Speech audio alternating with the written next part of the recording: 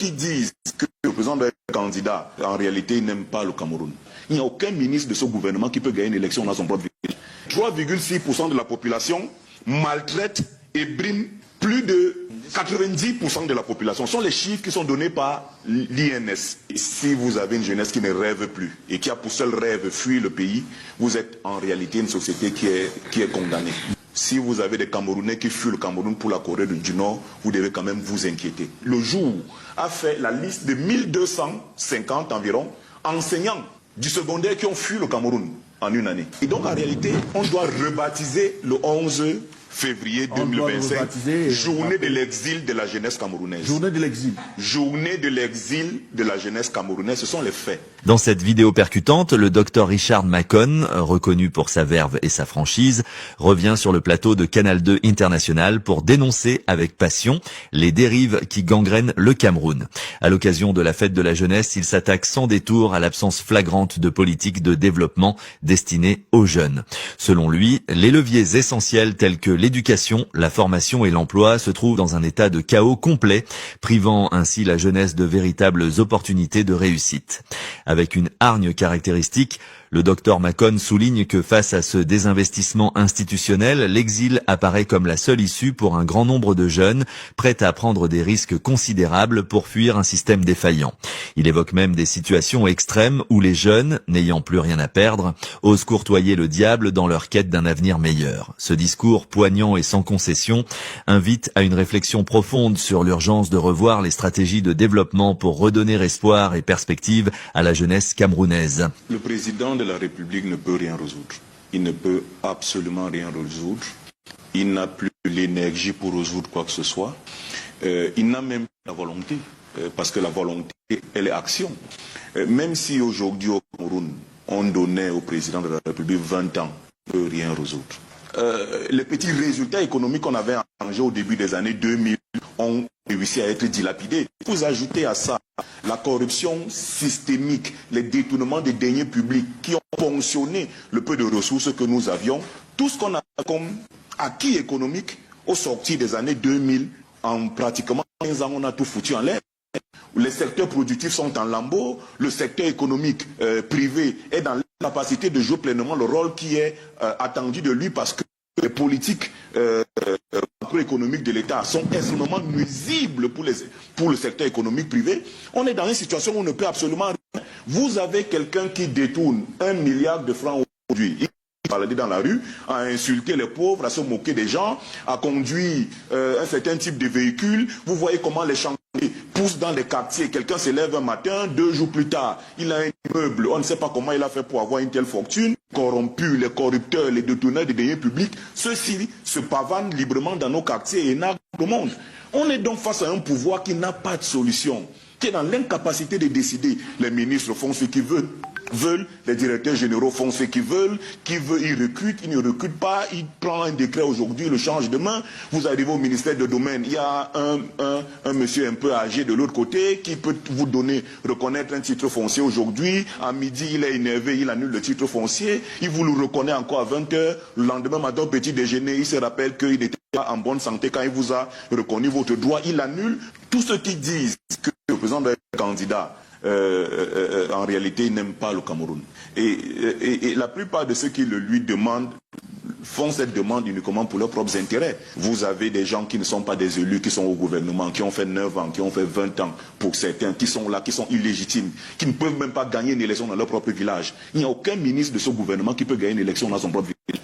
Si aujourd'hui on disait que pour être ministre de la République, il faut être un élu local, tous seraient battus aux élections dans leur propre village. Vous avez des gens qui sont totalement illégitimes, qui ont créé des divisions dans des villages, qui ont arraché des centaines d'hectares aux populations pauvres, qui ont aggravé les dissensions dans leur communauté, qui sont le président qu'il faut que le président reste candidat, que le président soit éternellement là. C'est des gens qui n'aiment pas le Cameroun. Bouba, moi je suis peiné pour le haut fonctionnaire qui est invité sur le plateau, parce que quand vous l'écoutez, c'est quelqu'un de très compétent, qui sait de quoi il parle.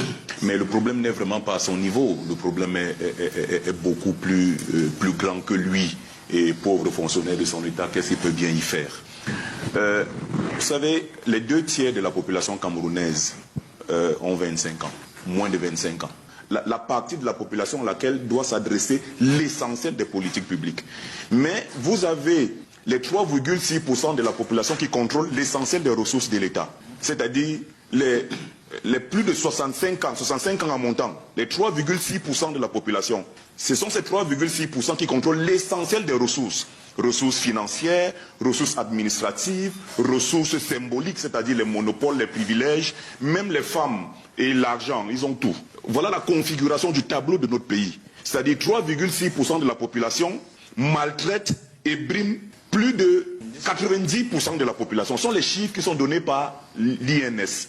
Si vous avez des Camerounais qui fuient le Cameroun pour la Corée du Nord, vous devez quand même vous inquiéter. Le jour a fait la liste de 1250 environ enseignants du secondaire qui ont fui le Cameroun en une année. Voilà la réalité. Et donc en réalité, on doit rebaptiser le 11 février 2025, journée de l'exil de la jeunesse camerounaise. Journée de l'exil. Journée de l'exil de la jeunesse camerounaise. Ce sont les faits. Ce n'est pas moi qui le dis, Bouba. La presse se fait l'écho.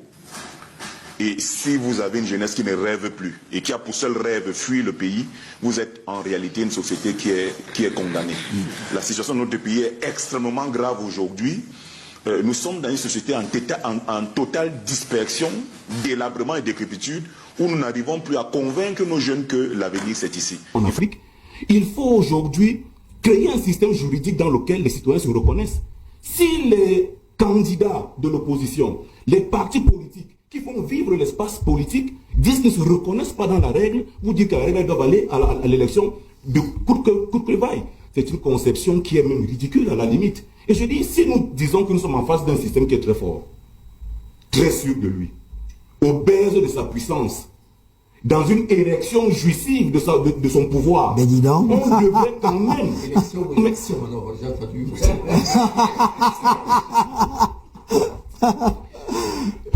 Mon grand frère me provoque. Si on est en face d'un pouvoir si fort, qui n'a peur de rien, Cabral c'est du menu flotteur, pour ce Kanto c'est une brindille, ils sont si forts. Mais accepter des règles de jeu, parce que tout commence par le choix des règles de jeu. Quand on dit fair play, on est là en face des gens qui doivent être élégants. Hein? Je vois souvent quand vous commentez les costumes de vos grands frères qui sont à la présidence et un peu partout, je suis très attentif à leurs beaux costumes. Ils sont des gens très élégants. Que cette élégance, qui est une élégance physique incontestable, puisse contaminer un peu leur élégance psychologique. Si on est si fort, si on est si sûr de sa force, on crée quand même un système où les règles de jeu quand même sont minimalement respectées. Dis maintenant, comme mon frère Ouyan le dit, que non, pour qu'on ait des élections crédibles, il faut que tout le monde accepte des règles de jeu. Comment? Vous avez Elikam, le directeur général est nommé par le président de la République. Bon, pour un organe indépendant, on aurait encore pu faire un simulacre en disant qu'on a un dosage, certains nommés par le Parlement, certains nommés par la Cour suprême, d'autres par le Conseil constitutionnel, d'autres par des instances totalement indépendantes. Société civile, par exemple. Voilà, et qu'on décide que toutes ces personnes nommées décident de choisir le directeur général. On aurait eu une institution crédible comme ça se fait ailleurs. Chez nous, on a décidé que le président de la République, qui nomme aux emplois civils et militaires, article 8 alinéa 10 et article 10 et consort, va même nommer celui qui est chargé d'arbitrer le jeu. Paradoxe de paradoxe. Et vous avez dans le conseil électoral, tout le monde là-bas était du RDPC. Même des prêtres qui y sont étaient du RDPC. Ah, les prêtres aussi? Non, ils sont tous du RDPC. Vous avez donc des gens, moi c'est la première fois que j'apprends qu'on peut démissionner d'une idéologie. C'est-à-dire quelqu'un démissionne vous avez déjà vu ça où? Où quelqu'un démissionne d'une idéologie, on dit non parce que par la vertu de la nomination est un exorcisme qui va enlever de son esprit ce à quoi Albert pense. Albert vous dit que même si Jésus vient, lui, c'est la discipline du parti. Et vous dites qu'un individu comme ça, avec cette structure mentale, entre dans le conseil électoral, avec cette structure mentale-là, je ne voulais pas utiliser le terme que mon grand frère utilisait pour qualifier cette structure obscure. Mais vous avez donc des gens qui ont cette structure mentale, Albert, dont l'intelligence est incontestée, brillant sujet, a réussi à être bridé. Aujourd'hui, si on lui demande que est-ce qu'il a plu, il dit j'attends d'abord ce que le parti va dire. Vous voyez cette structure. On choisit donc 12 individus avec la même structure mentale. Et on les envoie à Elikam. Et on dit que ces individus vont un jour dire que l'opposition a gagné dans quel schéma. Ils peuvent faire toute cette litanie parce que ce sont les recommandations des partis politiques. Ils disent, Monsieur le Président, voici ce que les partis politiques disent. Mais entre relayer ce que les partis politiques disent et être arbitre régulier du jeu, mais c'est deux mondes. Les mêmes individus, quand ils vont se retrouver avec le même esprit qu'ils ont hérité, ils savent, tout ce qu'ils doivent faire, c'est le pourcentage. Ils doivent gagner de combien? C'est là le débat. Donc, quel que soit le schéma que vous pouvez faire, il ne peut pas avoir d'élection crédible. Et le dit n'est pas être ennemi de quelqu'un. Le dit, c'est simplement aider le pouvoir public à nous éviter des contestations inutiles. Parce que qu'est-ce qui va se passer? On n'a pas besoin d'être devin. Quel que soit celui qui ira à l'élection, la première des choses qu'il va faire le soir de l'élection, c'est peut-être déclarer qu'il a gagné. 2, commencer à dénoncer les fraudes massives. Parce que, je sors par là, moi, il y a des chefferies dans mon village dans lesquelles on vote. Bon, c'est vrai que chez nous, on dit que ce sont des sociétés acéphales.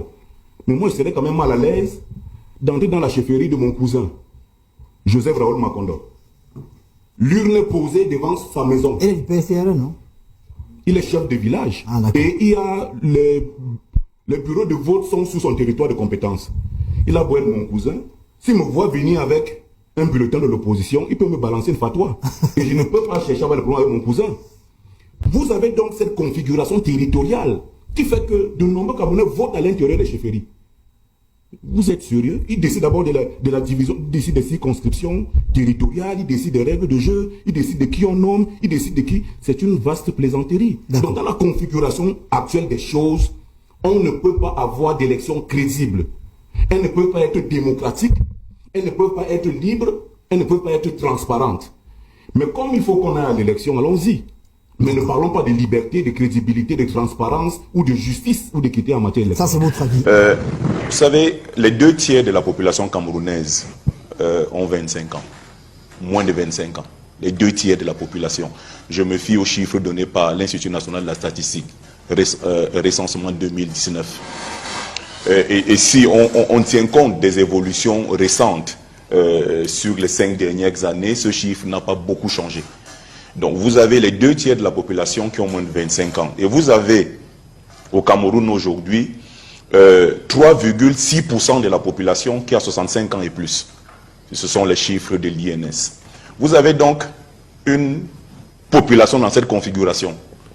Les moins de 25 ans sont les 2 tiers de la population. Donc si vous ajoutez jusqu'au chiffre de 35 ans, qui est l'âge pour la plupart des institutions régionales africaines, l'Union africaine et d'autres instances, vous allez voir que vous n'êtes plus à 2 tiers, mais vous êtes peut-être à 4/5 de la population qui a moins de 35 ans. Ça veut dire que le cœur de notre population a moins de 35 ans. C'est-à-dire la partie de la population à laquelle doit s'adresser l'essentiel des politiques publiques. Mais vous avez les 3,6% de la population qui contrôlent l'essentiel des ressources de l'État. C'est-à-dire les plus de 65 ans en montant, les 3,6% de la population. Ce sont ces 3,6% qui contrôlent l'essentiel des ressources. Ressources financières, ressources administratives, ressources symboliques, c'est-à-dire les monopoles, les privilèges, même les femmes et l'argent, ils ont tout. Voilà la configuration du tableau de notre pays. C'est-à-dire 3,6% de la population maltraite et brime plus de 90% de la population. Ce sont les chiffres qui sont donnés par l'INS. Au moment où j'entre dans votre plateau, je réalisais une du journal de l'économie, publiée, je pense, jeudi dernier ou vendredi, qui s'interrogeait, ces jeunes, pourquoi les jeunes fuient? La une est disponible, pour ceux qui font la revue de la presse, la une est encore disponible sur Internet, c'était, je pense, jeudi ou vendredi. Pourquoi les jeunes fuient le Cameroun? Au moment où nous entrons dans votre studio, Bouba, il faut vous référer aux chiffres de l'Organisation internationale pour les migrations, qui révèle qu'entre 2020 et 2025, le Cameroun a perdu des millions de diplômés. Même si effectivement on peut questionner la qualité de la formation au Cameroun, qui est devenue une formation très en dessous du niveau auquel on pouvait s'attendre. On peut me répondre que le niveau général, hein, même dans de nombreux pays, est en baisse, mais il faut se comparer à ceux qui font bien. Même si on peut questionner le niveau de formation, d'éducation de nos jeunes, il est constant que le Cameroun est en train de perdre une bonne partie de sa ressource et sa force de production. Les destinations principales sont le Canada, sont l'Allemagne, sont la France, sont la Finlande, sont la Suède, des États-Unis, et de plus en plus des destinations qui étaient inconnues comme les Philippines, l'Afghanistan, le Pakistan, la Corée du Nord. Si vous avez des Camerounais qui fuient le Cameroun pour la Corée du Nord, vous devez quand même vous inquiéter. La jeunesse, c'est trois choses. C'est l'éducation, dans laquelle on va insérer l'instruction, le loisir, tout ce que vous voulez. Deuxième des choses, la formation. La troisième des choses, c'est l'insertion. Voilà les trois préoccupations de la jeunesse. Mais quand on dit éducation, quel est le niveau de l'éducation, la qualité de l'éducation aujourd'hui? Fridolin revenait sur notre école qui est totalement anachronique. Un système de formation désuet, avec des unités d'enseignement qui sont totalement dépassées, qui ne sont pas aujourd'hui à la hauteur de notre ambition de développement, parce qu'en réalité, une offre de formation au niveau scolaire, au niveau secondaire, au niveau universitaire, doit être en conformité avec la vision de développement, parce qu'en réalité, c'est là qu'on puise les ressources qui vont alimenter la machine du développement. Mais on a un système éducatif totalement anachronique, avec des modalités de formation totalement dépassées. On a finalement retrouvé cette une, l'économie, grâce à la dextérité de notre réalisateur Thierry Camteau. Qui doit être félicité pour sa proactivité. Et ça, c'est pas moi qui le dis. La même semaine, je pense que ça devait être lundi ou mardi, le jour, a fait la liste de 1250 environ enseignants du secondaire qui ont fui le Cameroun en une année. Voilà la réalité. Et donc, en réalité, on doit rebaptiser le 11 février 2025 journée de l'exil de la jeunesse camerounaise. Journée de l'exil. Journée de l'exil de la jeunesse camerounaise. Ce sont les faits. Ce n'est pas moi qui le dis, Bouba. La presse se fait l'écho. Ce n'est pas une